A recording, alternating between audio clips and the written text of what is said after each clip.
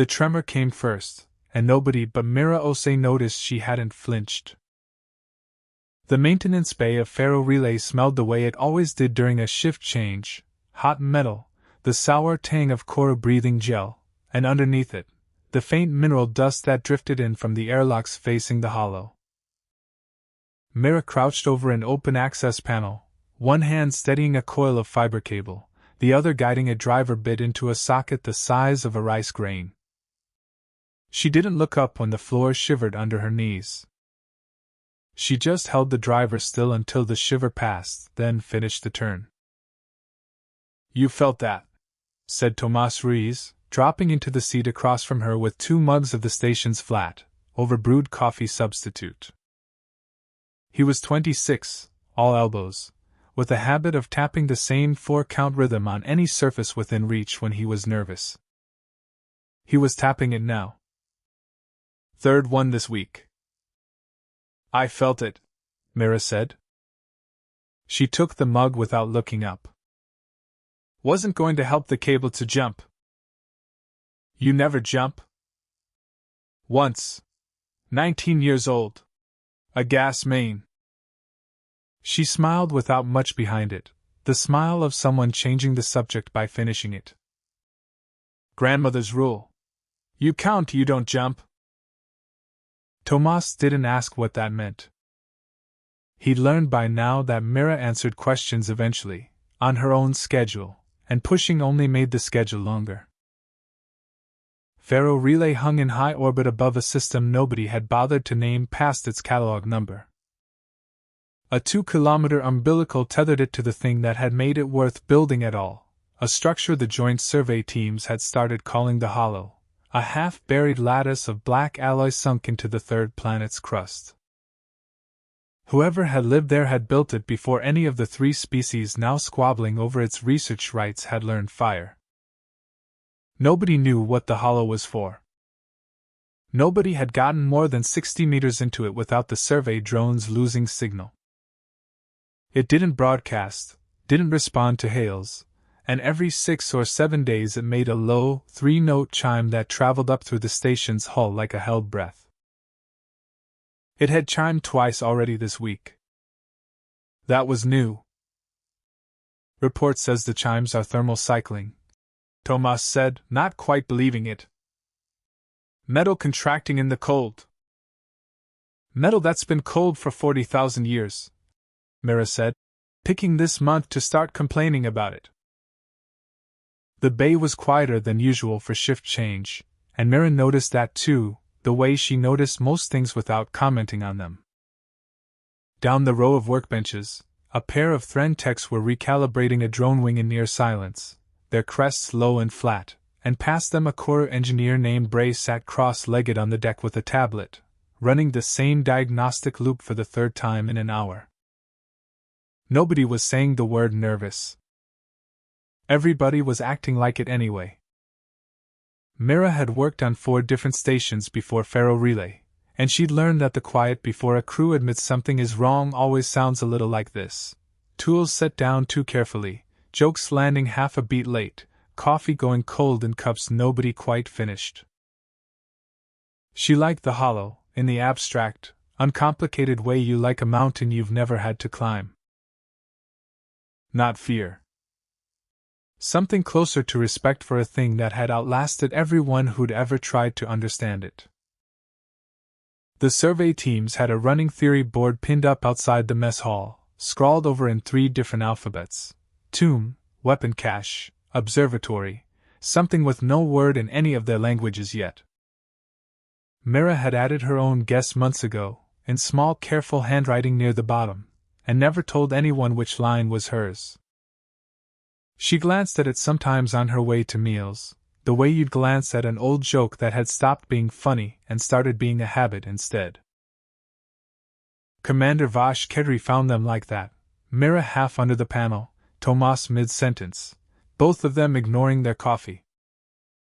Vash was Thren, feathered down along the ridge of her skull, flattened in what her species used for polite attention, her voice carrying the layered, breathy quality of someone speaking 2 registers at once. The Thren didn't raise their voices when alarmed. They lowered them. There has been a third resonance event in the hollow, Vosh said low. Captain Marsh wants engineering eyes on the outer sensor ring before the next survey rotation goes down. Now? Tomas asked. Within the hour.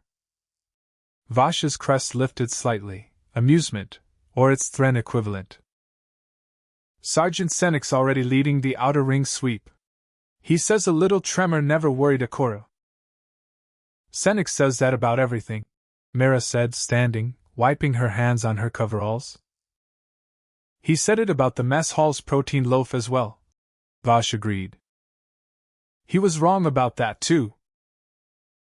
It was a small joke, and it did what small jokes are for. It let three species stand in a cramped bay together for a moment without thinking about the numbers nobody had said out loud yet. 3 resonance events in 8 days, each one stronger than the last, each one originating from a structure nobody understood and nobody could shut off. For what it's worth, Tomas said, the survey team's betting pool has thermal cycling at 3-1 favorite. I've got 5 credits on nobody knows and everybody's guessing. That is not one of the listed options, Vosh said. That's why the odds are so good. Vosh made a low sound that might have been a laugh, if Thren laughed the way anyone else on the station did. She didn't linger on it. Her crest had already dropped back into its working posture, all business again, and Mira recognized the shift the way she recognized weather changing. Before they left the bay, Vosh paused at the door and looked back at the 2 humans, the way she sometimes did when something in her own upbringing nagged at her to check a thing twice. Osei. When the resonance events began, the survey office asked every crew member to log any unusual sleep patterns, appetite changes, elevated stress. Standard precaution before we understood what we were dealing with. She hesitated. Your log was empty. Wasn't sleeping any worse than usual, Mira said. Senik's was not empty, though it wasn't fear that flagged his. Cora log a combat readiness marker, not a fear response, different chemistry, same instinct to notice something's changed. Mine was not empty either. Vosh's crest tilted, a private note of something Mira couldn't quite read yet. I only mention it because it will matter later, and I would rather you know I noticed. It was a strange thing to say, and neither of them followed up on it, because the tone in the corridor had already shifted toward the day's actual work. Mira filed it away with the rest, the chimes, the betting pool, the mineral dust drifting in through the airlocks, one more small, unexplained thing in a week that was quietly filling up with them. Vosh led them down through the ribbed access corridor that connected the main ring to the umbilical dock, her clawed feet finding the deck's magnetic strips with the economy of someone who'd walked this corridor 1,000 times. The corridor narrowed as it went, station architecture giving way to older, uglier maintenance bones, exposed conduit, hazard tape gone brittle and pale with age, a hand-lettered sign taped to one bulkhead years ago that just read, "Watch your head," in 3 languages and a core pressure glyph nobody had bothered to translate for the humans. Senik was waiting at the dock, squat and broad in his sealed environment suit, breathing gel visible through the faceplate like a held cloud, fresh back from the outer ring sweep. Cora didn't do small talk. He nodded once, a slab of a gesture, and gestured toward the lower hatch with a flat, 3-fingered hand. Outer ring's clean, he said. But sensor 12's dead, and it's down and under sweep. Whole section's gone quiet where the last chime came from. Somebody's got to eyeball it. That's under sweep, Tomas said, and something in his voice thinned. Under sweep was the flooded lower deck that ran under the umbilical dock, a maintenance ring nobody used anymore because half its bulkheads had never fully sealed after a coolant leak 2 years back. It was dark down there, and cold, and the one hatch that led from under sweep back up into the main ring had been jammed shut for as long as anyone could remember, a standing joke among the engineering crew, a line item on a repair list nobody ever got around to. Tomas had put in 3 separate work orders for that hatch himself. All 3 had been closed as low priority. Sensor 12's in undersweep, Bosch confirmed. I need someone who can read the housing without flooding a suit. Mira was already reaching for her gear. I'll go. Senek's faceplate turned toward her, unreadable behind the gel. Alone? Tomas can watch the feed from topside. She said it simply, the way she said everything, not brave, not reluctant, just a fact she'd already decided. Faster with 1 set of boots down there than 2, and somebody needs eyes on the schematics if the hatch acts up again. Vash's crest flattened again, this time into something closer to concern than amusement. She had worked with humans for 6 years now and had stopped being surprised by their volunteering. What she hadn't stopped noticing was how little it seemed to cost them, at least on the surface. How Mira could say, I'll go, into the dark under a wounded ruin the same way she said, pass the coffee. She had read the human personnel files, the psychological evaluations, the standard cultural briefings every species aboard the station received about every other species. None of it had prepared her for how ordinary it looked from the outside. Standard procedure, Bosch said, would suggest waiting for a full survey team. Standard procedure also called those chimes thermal cycling, Mira said, checking the seal on her suit collar. I'll be quick. Vash watched her go without further argument, though her crest stayed lowered a moment longer than the situation strictly required, and Senek said nothing at all, which from him counted as its own kind of worry. She stepped into the narrow lock that led down toward undersweep, the hatch sealing behind her with a soft mechanical sigh, and the dark closed in around the single cone of her headlamp. Break 1.5s. Undersweep smelled like standing water and old rust, and the cold came through Mira's suit lining within the first 5 minutes. Her headlamp threw a narrow cone across bulkheads streaked with mineral scale, the deck underfoot slick where the flooding had receded and left a film behind. It was quieter down here than anywhere else on the station, the kind of quiet that had texture to it, and Mira found herself falling into the old habit without meaning to, counting her own footsteps, 4 and 4 and 4, the way she'd counted stairs as a kid too small to see over the banister. You still there? Tomas's voice, threading through minor static. Still here. Just slow going. She stepped over a coil of dead cable, boots finding the drier patches of deck by feel. Tell me something. That betting pool of yours. What's actually second favorite, behind thermal cycling? Old mining charge, unexploded. Vash's idea, mostly as a joke. A pause. Nobody's put money on ancient defense system, if that's what you're asking. Wasn't asking that. She wasn't, not really, but she filed the shape of the question away anyway, the way she filed away most things that made her uneasy, not ignored, just set where it wouldn't slow her hands.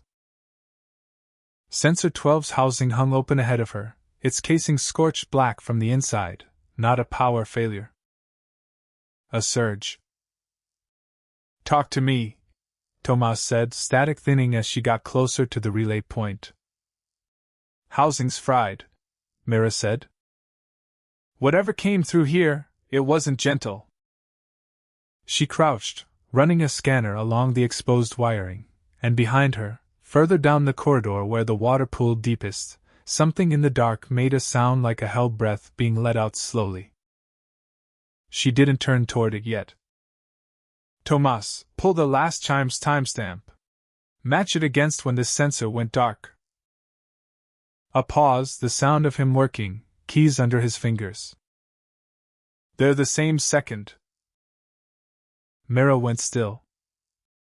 Not from fear, from the particular stillness of someone recalculating everything they thought they understood in the space of a breath.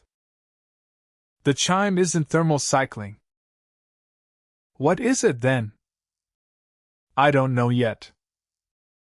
She kept her voice level, the same tone she'd have used to ask for a wrench.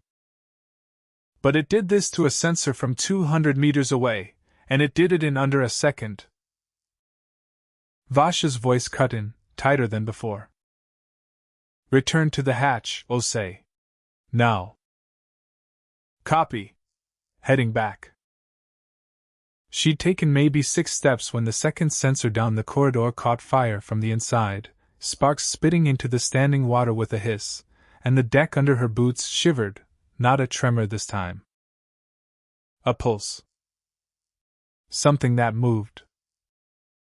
Tomas's voice, higher now. Mira, the feed's picking up a heat signature. It's not on any of our schematics, it's there, it wasn't there 30 seconds ago.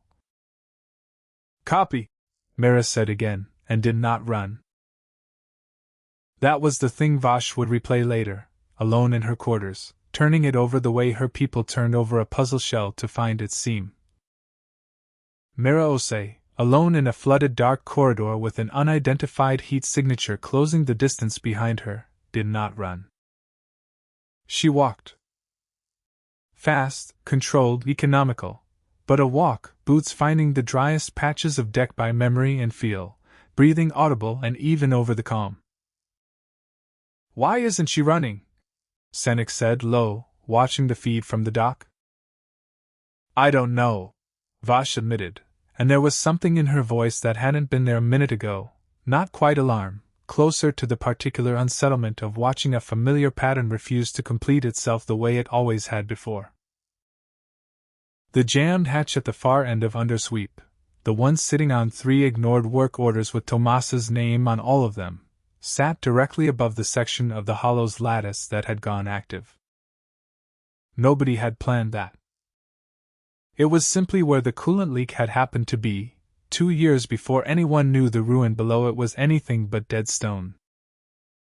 None of that would mean anything to any of them until much later, once there was time to sit down with the survey logs and work out why.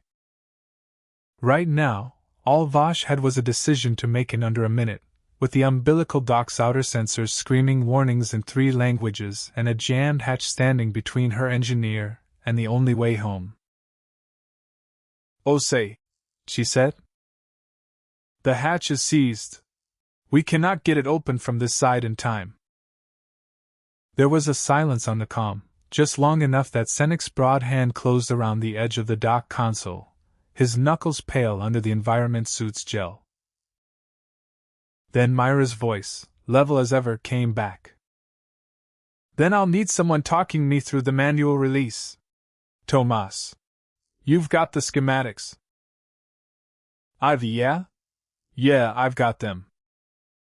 Tomas's 4-count tap started up against the console, fast and ragged, and he pulled the corroded old maintenance diagram up on the main display, hands shaking just enough that he had to steady them against the console edge before he could zoom in. Good, Mira said. Then let's not waste the 30 seconds panicking that we could spend fixing it. It wasn't bravado. Vash would understand that later. It was something closer to a switch being thrown, not the absence of fear, but fear set carefully to one side, like a tool put down mid-task so both hands were free for the next one. She didn't know the word for it yet. She would learn it before the night was over. Senec, Vash said without looking away from the feed, get the emergency crew suited. If this becomes a rescue, I want them moving before I finish this sentence. Already moving, Senec said, and he was, hauling his suit's chest plate closed with the flat, practiced motions of someone who had run this drill in his head 100 times without ever expecting to need it. He paused only once, at the hatch, to look back at Tomas, whose hands hadn't stopped shaking on the console even as the numbers he fed Mira kept coming out right. You did that, Senec said. Talked yourself down enough to be useful. That's not nothing, kid. Felt like nothing, Tomas said, not looking up. Cora don't get scared like that. Different wiring. Never had to learn it. A pause, flat as the rest of him. Doesn't make it nothing. He was gone before Tomas could answer, boots heavy on the deck plating, and Vash let the silence sit for exactly as long as it needed to before pulling Tomas's attention back to the schematic glowing on the console between them. Behind Mira, in the dark water of undersweep, the second open loop of the night finally answered itself, though nobody topside had the pieces yet to know it. The heat signature wasn't hunting her. It was reading her fear, and hers alone wasn't spiking the way it should. Everyone else's had, every tech who'd flinched at the tremors this past week, every survey rotation that had gone quiet and hurried a little too fast near the outer shell since the chimes started, each one flagged faintly and left alone because the readings never crossed whatever threshold the newly woken system used to commit to something worse than watching. Hers hadn't crossed it either. Hers had barely moved at all. For the first time in 40,000 years, the hollow sentinel system had found something it could not classify as a threat, and it did not know what to do with that. It did the only thing it knew how to do instead. It came closer to look, break 1.5s. The jammed hatch groaned and refused to move on the third try, and somewhere behind Mira in the dark, the water began to glow. Not brightly, a low bioluminescent shimmer spreading out from the direction of the second dead sensor, threading through the flooded corridor like something exhaling. Tomas, talk faster. Manual release is under the housing, there's a pin, it's corroded, you're going to need to. Copy. She didn't wait for him to finish. Her hands were already moving, driver bit finding the seized pin by feel in the dark, the same steady economy she'd used on the cable that morning, as if the 6 hours between then and now hadn't happened. The glow reached the edge of her headlamp's cone. It resolved, for one long second, into shapes, not a creature, not quite a machine, something in between, threads of pale light knitting and unknitting themselves in the water like a net deciding how to close. It stopped 4 meters away. It did not come closer. Mira, Vash's voice, very quiet now. Your biometrics. Your heart rate hasn't changed in the last 90 seconds. Kind of busy, Mira said, working the pin. That is not a criticism. A pause filled with something that might have been the Thren equivalent of all. It is the reason the field hasn't moved on you. Mira's hands stilled for exactly one breath, then kept working. She had known, in the abstract, the way you know a fact about yourself without ever needing to use it, that she could do this. Her grandmother had taught her, in a kitchen that had nearly burned down around both of them when Mira was 7. You don't fight the fear, baby, you don't waste time pretending it isn't there. You just set it down. Count backward from 10. Do the next thing. Count again if you need to. It wasn't courage, her grandmother had said, wiping ash off her hands afterward like it was flour. Courage was for people in stories. This was just something you practiced, like a scale on a piano, until your hands could do it while the rest of you was screaming. Mira had practiced it for 30 years. She had never once needed to explain it to anyone, because nobody had ever asked what it looked like from the inside. The pin gave.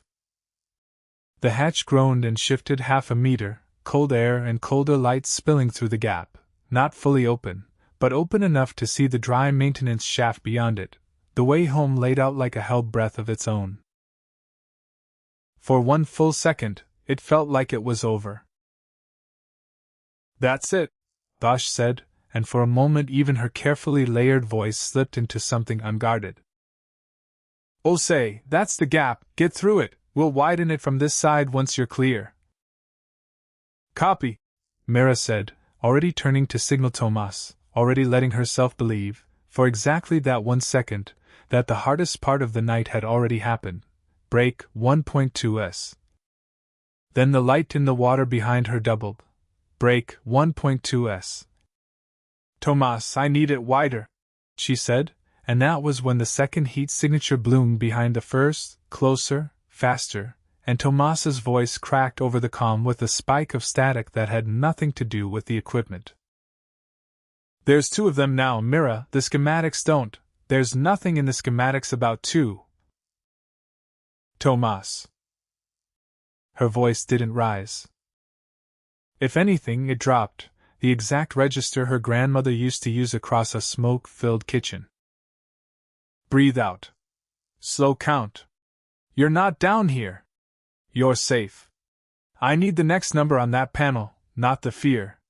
Give me the number. On the dock, Senik watched Tomas's hands go still on the console, watched the young man's shoulders drop half an inch as he did, badly, raggedly, but did, the thing Mira was asking of him. The number came a second later, correct, and the readout Vash was watching showed something she would spend weeks afterward trying to understand.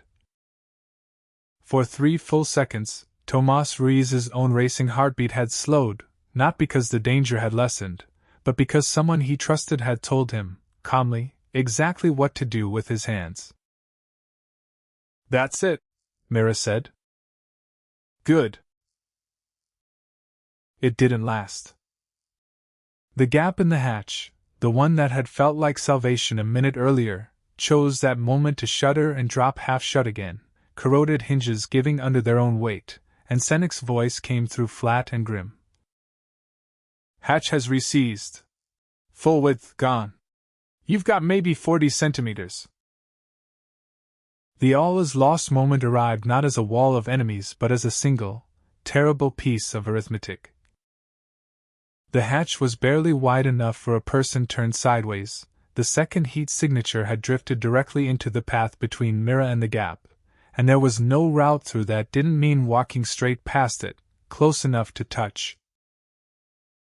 Vash, on the comm, said the thing every alien officer in the source story would have said, the thing logic demanded.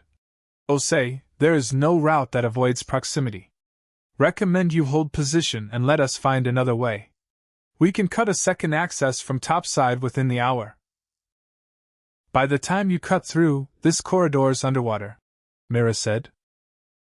She could hear it already, the runoff that had been rising steadily since the second sensor blew, lapping half a centimeter higher up her boots than it had a minute ago. That coolant leak never stopped, it's just been finding somewhere new to go. Wait an hour and there's no gap left to widen.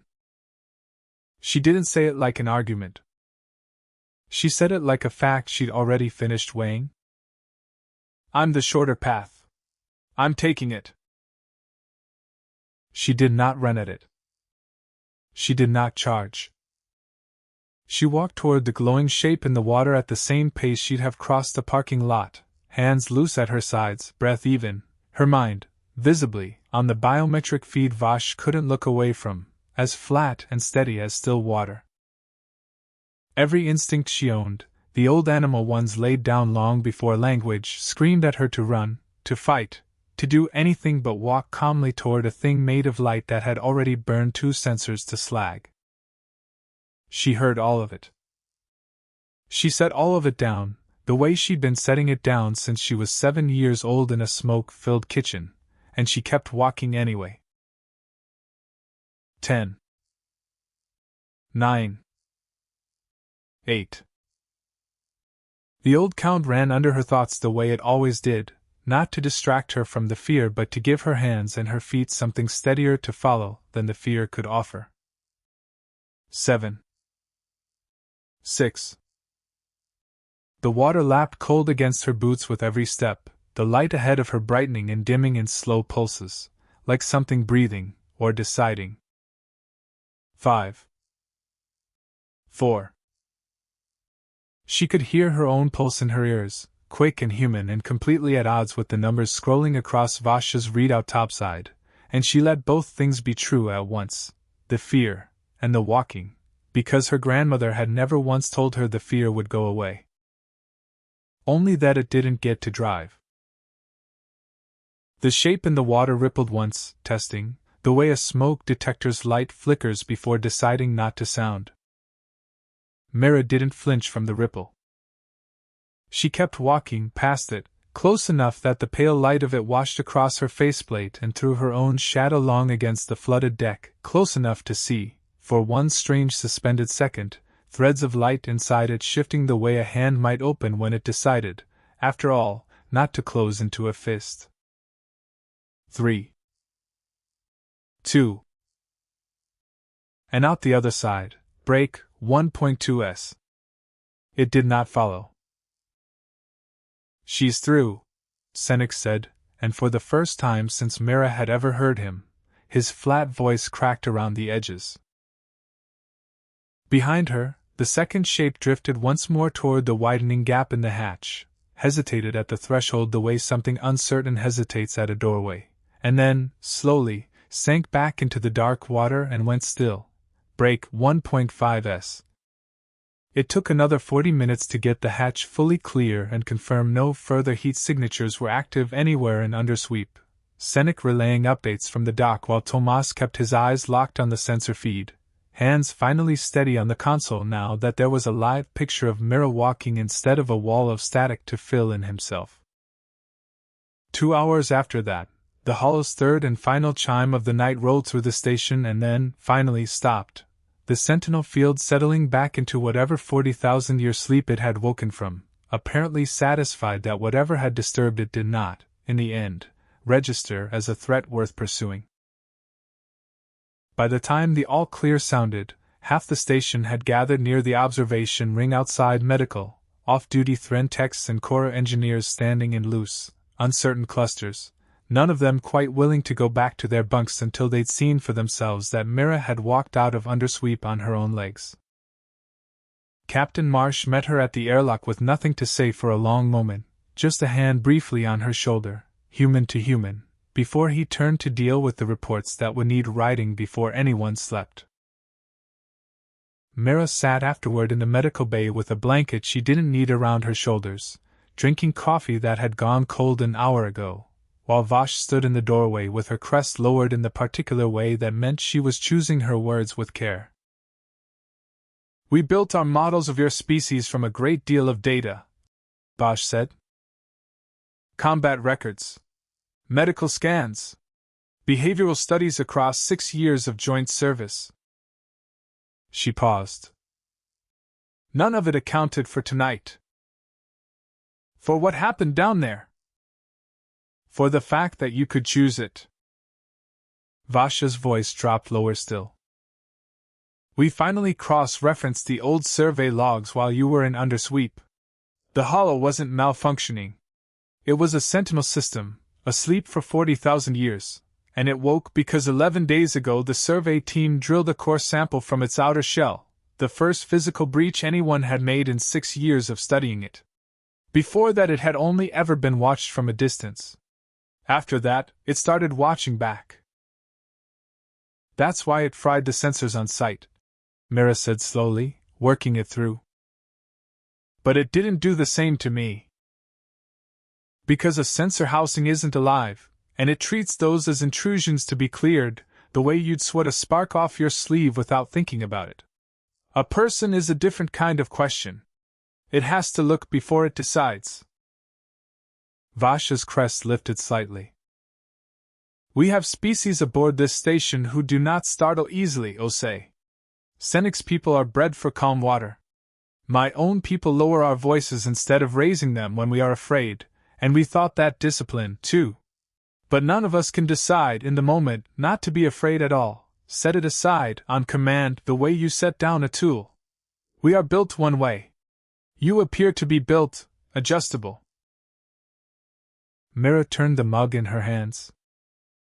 "It's not that I wasn't afraid," she said. "I was terrified the whole time. You just don't have to let the fear drive if you've practiced not letting it. That's all it is. Practice." Vash was quiet for a moment, her crest settling. "Practice," she said, as if testing the weight of the word in her own mouth, turning it over the way her people turned over a puzzle shell, and didn't try to improve on it.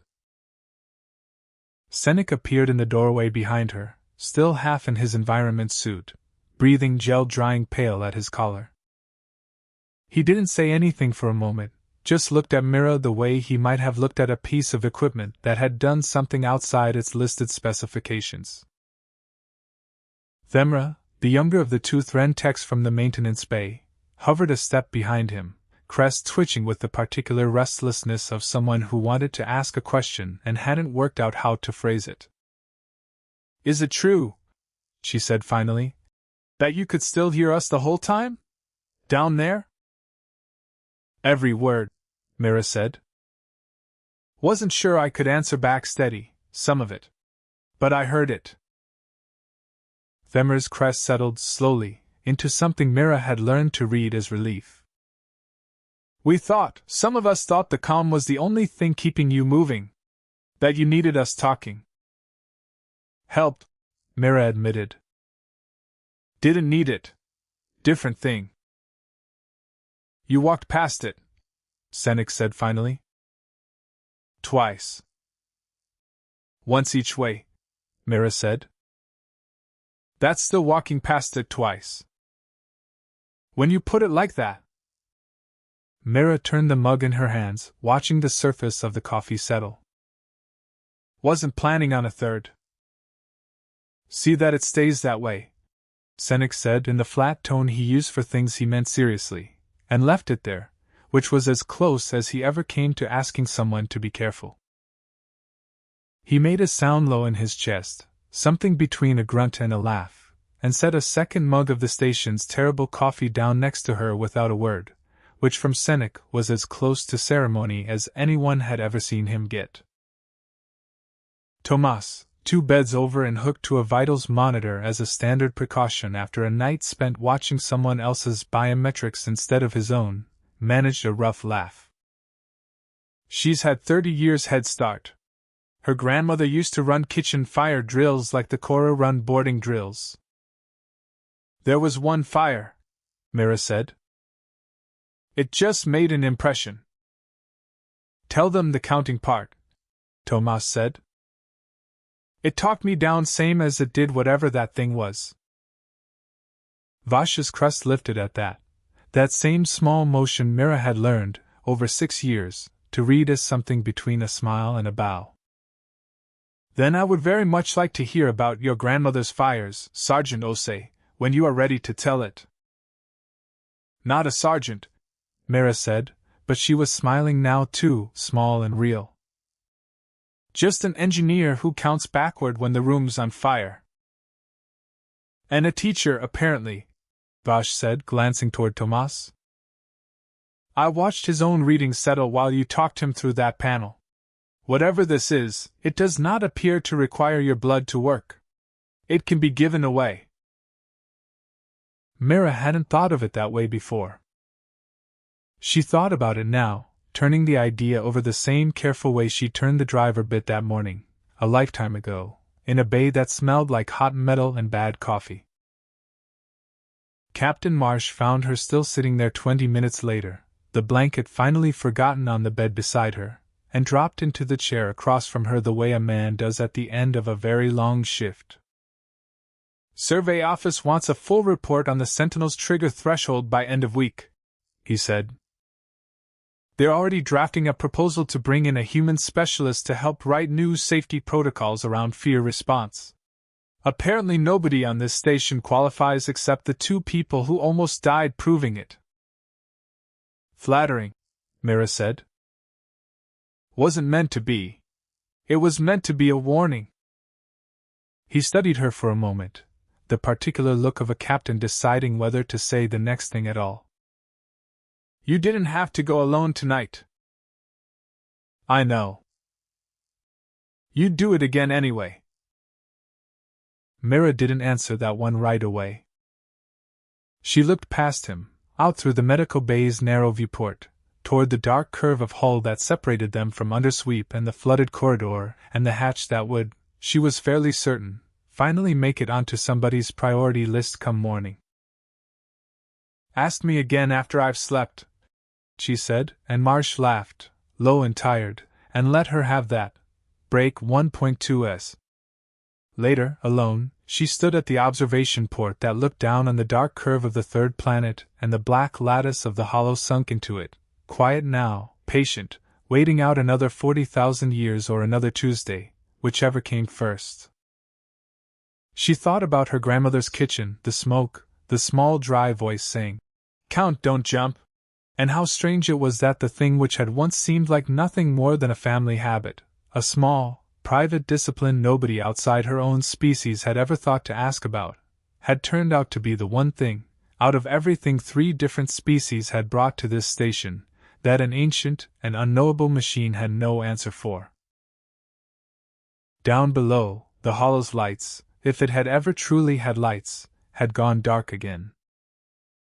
Mira finished the last of her cold coffee, set the mug down on the rail, and started counting backward from 10 anyway, out of habit, all the way to 1, just to see if she still needed to.